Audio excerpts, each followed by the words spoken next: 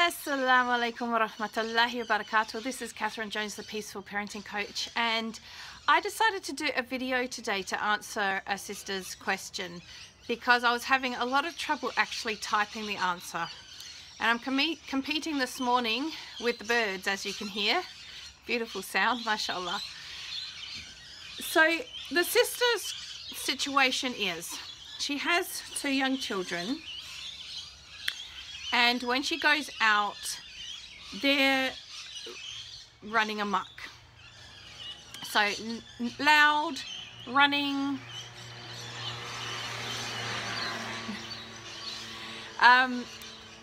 Basically, she's feeling really upset inside. She's feeling judged by the people around her. So the people that she was with, the general public, looking at her like, control your children, can't you control your children? And secondly, having children that are not listening and getting really frustrated with that. So there's 2 parts to this situation. And the first part we have to look at is our own emotional situation. It's actually really quite a problem and an oppression on parents. This attitude that parents must control their children and that children are out of control, and the judgment on the parents if children are behaving in a particular way. It puts a lot of pressure on parents, and it actually then, when they are feeling judged, puts them in the least capable position to do something about turning their children's behavior around. So that feeling of embarrassment and shame, and like, I'm not good enough as a parent because my children are behaving like this, is being emphasized by the attitude of the people around us, maybe making judgmental comments or giving judgmental looks. The reality is, children are children, and sometimes they'll behave the way you want them to, and sometimes they won't, and we'll get to that bit in a minute. So the first part is that feeling of shame, embarrassment, guilt. Those feelings are not helpful in that moment. When you're feeling those feelings, you're less able to connect with your children. You're going to be less able to turn their behavior around. Now, the second part of the feelings in that moment is the frustration, the anger, the feelings that come up when the child's not listening to you. So again, so on top of all those other feelings, now we're having the frustration, anger, all of what is going on inside of us, now directed towards our anger and frustration at our children. And the ones that are going to cop it are our kids, because we see in that moment that they're the problem.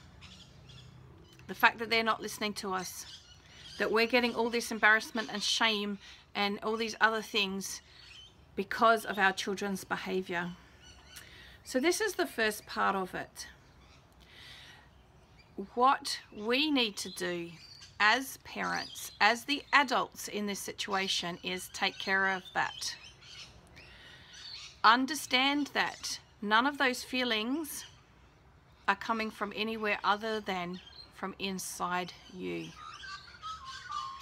Then it's not your children's fault. It's not the judgmental people around you's fault. In fact, it's no one's fault. Fault is not helpful here. These are feelings that are coming from within you, from your thoughts in the moment, from how you're thinking about the situation in that moment. What that means is you have the power and the ability to turn that around. So one of the things that we teach in peaceful parenting, parenting from a peaceful place inside, is when we have situations like that that bring up feelings, is that we do something that we call a listening partnership.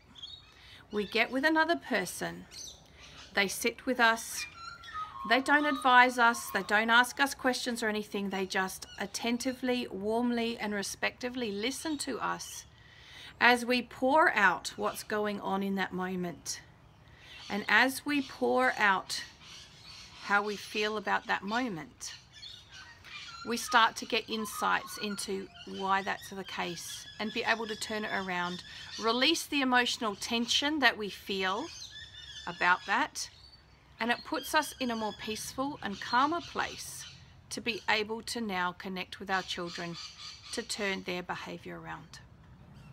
Okay? That's just one of many tools for getting ourselves in a peaceful place. So that is the key thing in this moment. It's our responsibility to find that peaceful place again. So now's the second part of the equation, is the children. And you can't deal with that part until you've dealt with the first part. So the second part of the equation is children who are running around screaming and displaying off-track behavior are not bad children. That they don't need controlling. They're disconnected children. They're off-track children. They just need connection to bring them back on track. They need warm, loving connection. So what do we do about that situation? In a public place, it's very, to get a child to reconnect when they're that disconnected that they're running around screaming and wreaking havoc everywhere, there's going to need to be some form of emotional release. They're off track because they're disconnected. They have emotional stuff going on inside of them, and it's coming out in their off-track behavior. Often, when we stop that behavior, you end up with tantrums and crying. Now, in a public place, that is not the ideal scenario, because then we get another whole pile of judgment because we've got a crying, screaming, tantruming child. So what I suggest, when you find yourself in this situation, is firstly, obviously you can't go off and suddenly have a listening partnership, but remind yourself that they're off-track children, they're not naughty children.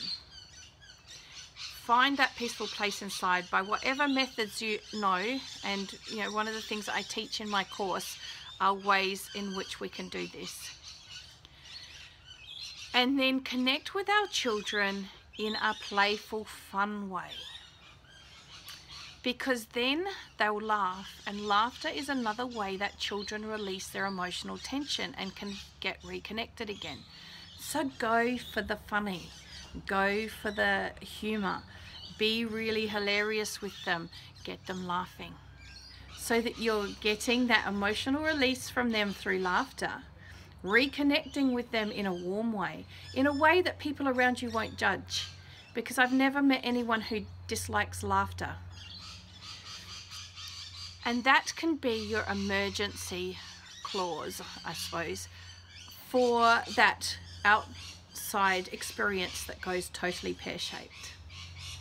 Now, prevention is better than cure. So if this is something that's happening all the time, then what you can do is work on connection at times outside of the outing. In other words, build the connection with the children and get them on track at other times. Work on some special time one-on-one with them. Be playful with them. Have lots of laughs with them. Really connect with your children, and especially before you go out. So you build that warm, loving connection with them before you go out, and then throughout the trip, you keep topping up that connection with little fun things along the way, being fun yourself. Turning little games into all the things that you do, so your children stay connected with you and on track, and don't take off running around in their off-track way because they're feeling connected with you. Again, in order to do that, you need to feel peaceful and good inside yourself. So again, you need to do what it takes to get yourself into that position to be able to do that with your children. So these are my tips For those parents out there that feel like they have to be captive in their home because if they go out, their children run riot. There's the emergency route when it happens, what to do, bring laughter, bring connection, get them connected again. And then there's the prevention. Build the connection, get them into a really on-track, connected state before you even leave, and then maintain that connection throughout the outing. So you don't need to remain a captive in your home because of your children's behavior. You can turn this around, and it all starts with finding a peaceful place inside. I hope this has been of help to you. Until next time, Assalamu alaikum wa rahmatullahi wa barakatuh. This is Catherine Jones, the Peaceful Parenting Coach.